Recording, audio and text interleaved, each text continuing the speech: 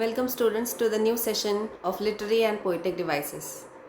Just like a sculptor makes a statue, he uses certain tools. Similarly, a poet or a writer has certain tools in his or her hands in order to create or carve a very good composition.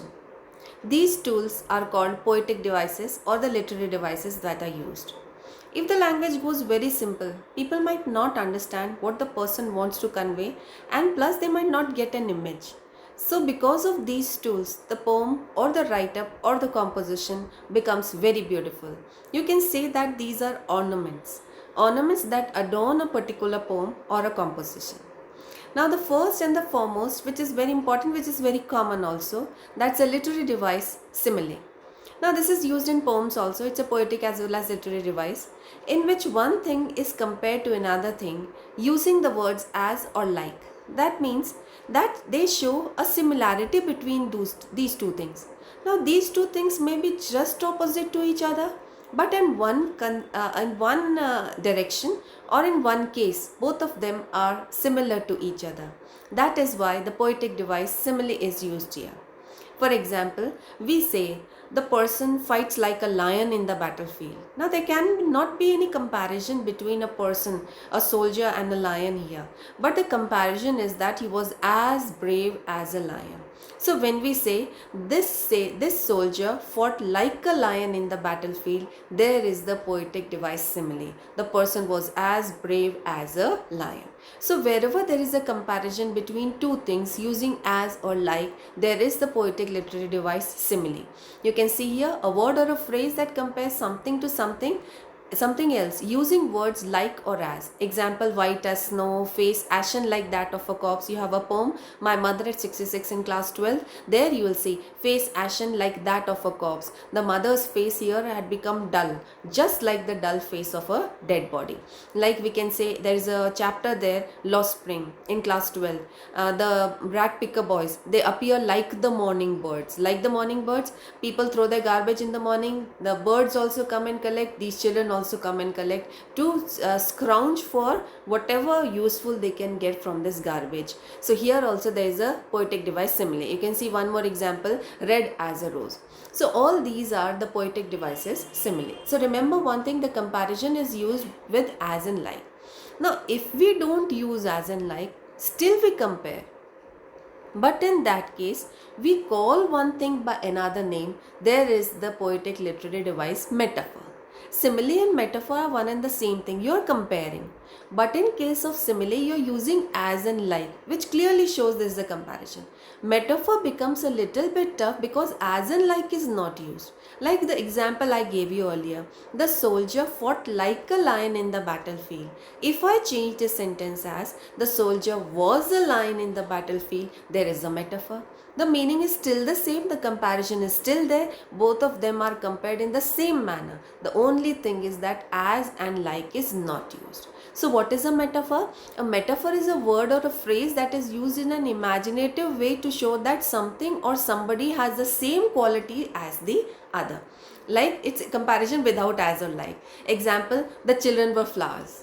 So instead of saying the children looked as beautiful as flowers or the children looked like flowers, we are saying the children were flowers. There is a poetic device metaphor. Then I say literary device also. The lake was a mirror. The lake was a mirror because the lake could easily reflect the image of that person. So the lake as a mirror is a simile. The lake was a mirror is a metaphor. Then boy with rat's eyes. This is a poem there, an elementary school classroom in a slum in class 12. Boy with rat's eyes. That means the eyes which are in search of food every time. So here also you'll find the metaphor over there. The next poetic device is alliteration. This device is very simple to understand, where the first alphabet of the word is repeated in the next word also. Like usually if instead of alphabet I use the word sound, that would be more preferable, because some alphabets, like if we say CEACE, the sound of C here is C's, but if I say CAT, the sound here is cat. So although the alphabet is there, but the sounds are different. So in this case we don't talk really about alphabets, we talk about their sounds. So when the sound is repeated in the second word's beginning also, that is what is known as alliteration. Like if you can see is this example over there, I have written there, stood still to smile. So the sound that is repeated here, you can see I have underlined also, stood, the sound sir, still, the sound sir, smile, the sound sir. So the sound sir has been repeated 3 times. That's why there's a poetic device alliteration. You can see the next one also, smile, smile and smile. The sound sir is repeated again in this case. See the next one, a poem, a photograph in class 11, terribly transient feet. You can see terribly transient. The sound t is repeated over here. So this is where the poetic device alliteration, the repetition of sound is alliteration. We have one more poetic device and literary device, that is repetition. Now notice the difference between the two. In alliteration, sound is repeated. In repetition, word or groups of words are repeated in the same line. It's not after the line, it's in the same line. Like if I say there is a poem there in class 12, an elementary school classroom, and it begins with the poetic device repetition as well as alliteration. Repetition there is far, far from gusty waves. Far, far from gusty waves, if you'll find this far, far, it's a poetic device repetition. So in repetition, words are repeated. In alliteration, sounds are repeated. You can see the same example I've given, my mother at 66, smile, smile and smile. So the word smile is repeated again and again in the same line. That is the device repetition. So be careful, we should not get confused. In alliteration it is sound, in repetition it is word. Then the next thing, there is one more repetition, that's refrain. What is repeated in this? Few lines are repeated at some gap, I should say, or like if you have seen, if you have heard a song, they begin the song with a chorus, then they have the stanza, then they again have the chorus, then they have the stanza, they again have the chorus. That repetition of chorus is called a refrain. So what is refrain? It's a line or group of lines that repeat, usually at the end of a stanza in a poem or at the end of a verse in the song. Example, in the poem The Brook, the lines which were repeated, for men may come and men may go, but I go on forever. So you'll find this there. This line was repeated after every 3 or 4 stanzas, this chorus. So it is in fact a repetition. So you have 3 sort of repetitions there: alliteration, repetition of sound, then it is repetition, it's repetition of words, and refrain is repetition of few lines but at a gap in the poem or a song. Then the next poetic device is transferred epithet. Transferred epithet, it is a description which refers to a character or event but is used to describe a different situation or character. Like if I say, seemingly you will say, okay, the meaning is this. But when you read carefully, you will find that meaning is an entirely different meaning also. That is what is known as transferred epithet. You'll find there's a straight meaning to it and there is another meaning to it, and that meaning is suitable over there. That is what is known as transferred epithet over there. You have a poem there, a photograph in class 11, transient feet. Now seemingly you will say transient feet, feet which keep on changing. But if you'll find transient feet shows the mortal attitude of human behavior, like the human beings keep on changing. As they grow, they keep on changing. So transient feet shows that human beings keep on changing one thing and their life is mortal. That means they can die also. It shows that life is not permanent, it can change. So you can see here the example transient feet. There is one more which is there in the my mother at 66 class 12. It is young tree sprinting. Sprinting means to run. So when this the poet was traveling in the train through the car, and as she was sitting in the car, she looked at the trees outside.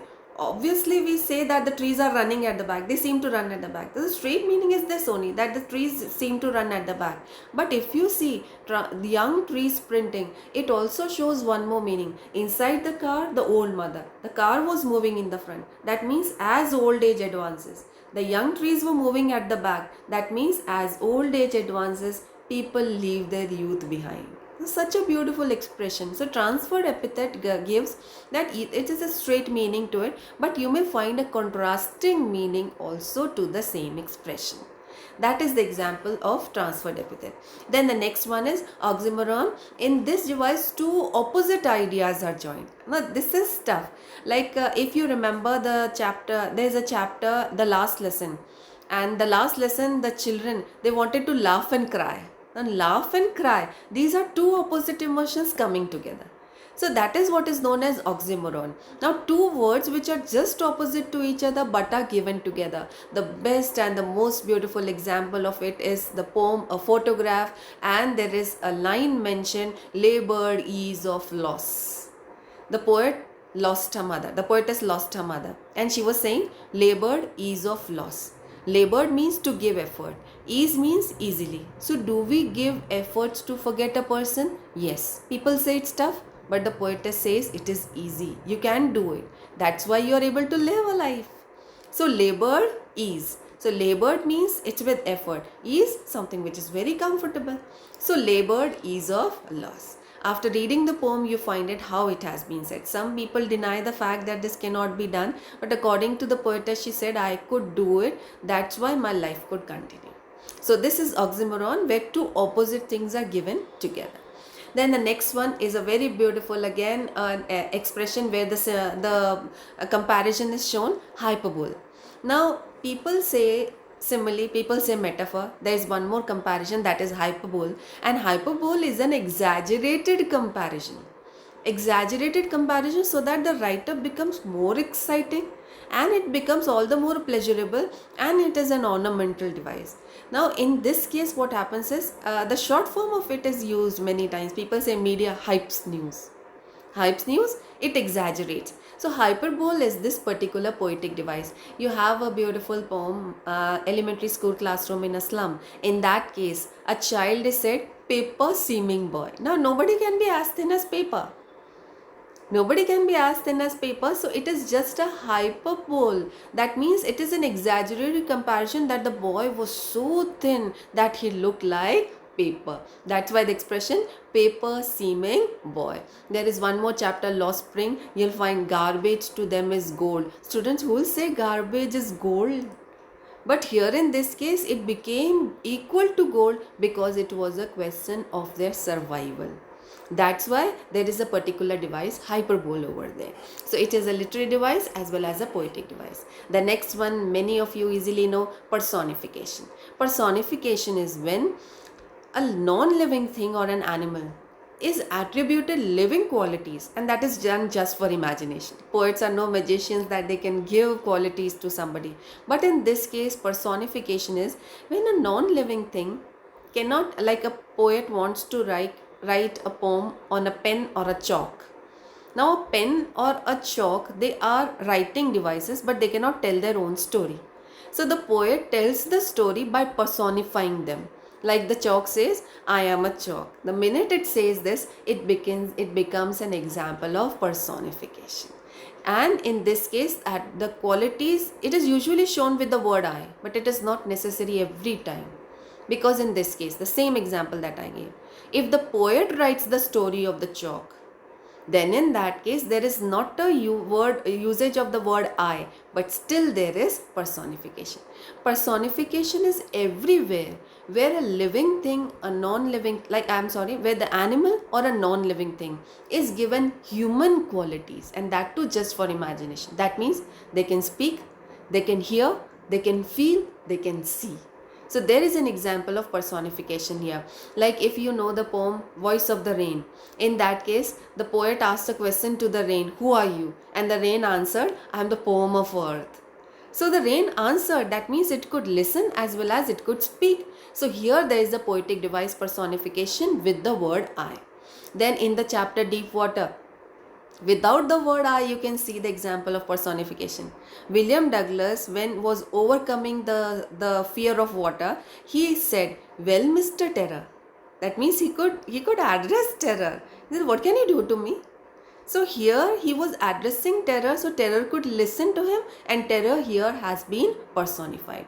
In Aunt Jennifer's Tigers also you'll see the tigers have been personified. You remember the last line of the poem, it is said that the tigers still keep on prancing proud and unafraid. So tigers are proud and unafraid. This is another example of personification. So remember one thing, personification is not always shown with the word I. So this has to be kept in mind. Then the next device is pun. Usually it is used when people want to say something and they say something else. It is usually has a humorous effect, but it's not so always. You have a poem there, Keeping Quiet, and there is a word there, let's stop for, there is a line there, let's stop for 1 second and not move our arms so much.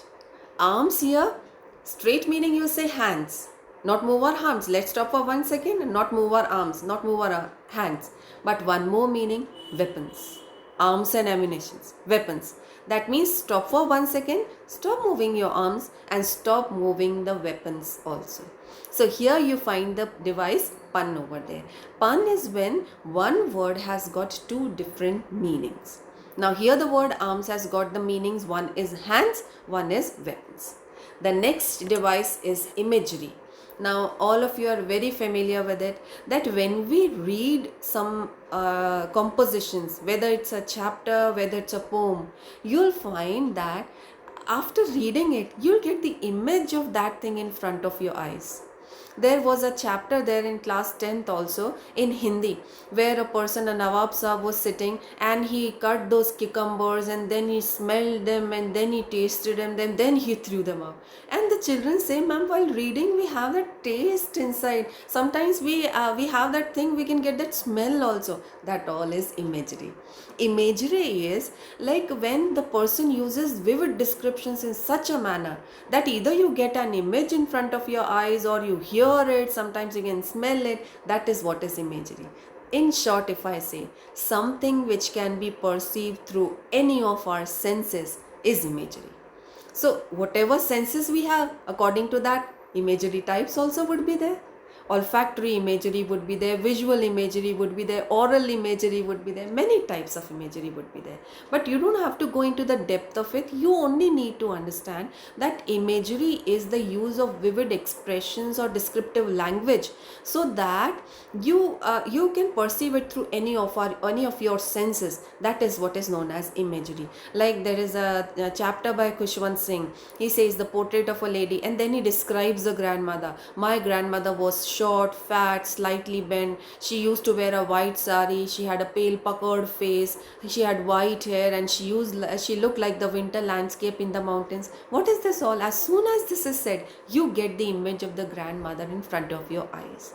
That is the best example of visual imagery. Usually in the poems you will find visual imagery. Although that Hindi chapter I was talking about, you have the other imageries also of smell, of taste. Okay, so I have given you one example. In class 11th we have a poem, Voice of the Rain. There also you will find soft falling shower, and you get the image of drizzling.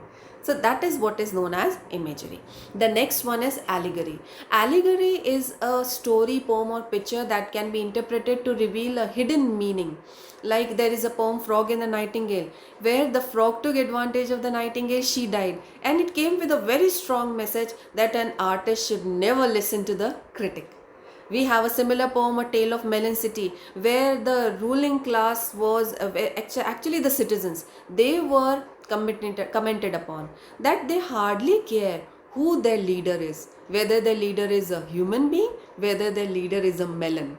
So that's the chapter about, it's a poem about the tale of Melon City. So that comes with a very strong message. That is what is known as allegory. Now one more device, that is invocation. Invoke means to call. Now call here, invocation means in a poem or in a write-up, if you are calling somebody, oh listen, that is what is known as invocation. It is usually shown with the word O, not OH. I'm saying O. So that is where invocation is. You have the poem Elementary School Classroom. There you'll find the last paragraph, the third, the fourth line, you'll find break, oh break. He calls the governor, inspector, visitor, he calls the people in power, break, oh break. Break these social boundaries. So he's calling them. So there is a poetic device of repetition also, there is a poetic device of invocation also. Okay, like the very famous poem of William Wordsworth, it's this Solitary Reaper. There also there is written, oh listen for the vale profound is overflowing with the sound. He's saying, oh listen. So he's calling the passers-by and the people there. There is the poetic device invocation. So now I think so you have understood all the poetic and literary devices, and these all devices only make the poem so interesting and make the chapter or the writer very interesting. Thank you.